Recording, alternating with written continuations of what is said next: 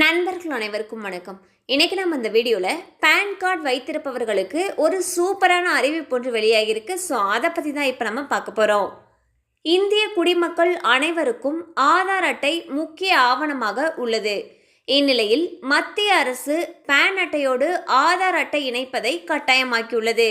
ஆனால் சிலருடைய பேன் கார்டை இணைக்க தேவையில்லை. ஸோ யாரெல்லாம் பேன் கார்டையும் ஆதார் கார்டையும் இணைக்க தேவையில்லை அப்படின்றத பற்றி இப்போ நம்ம பார்த்துடலாம். அதாவது 80 வயதுக்கு மேற்பட்டவர்கள் ஆதாருடன் பேன் அட்டையை இணைக்க தேவையில்லை. அதே போல வருமான வரி சட்டத்தின்படி குடியுரிமை இல்லாதவர்கள், இந்திய குடியுரிமை இல்லாதவர்களும் பேன் கார்டுடன் ஆதார் கார்டை இணைக்க தேவையில்லை.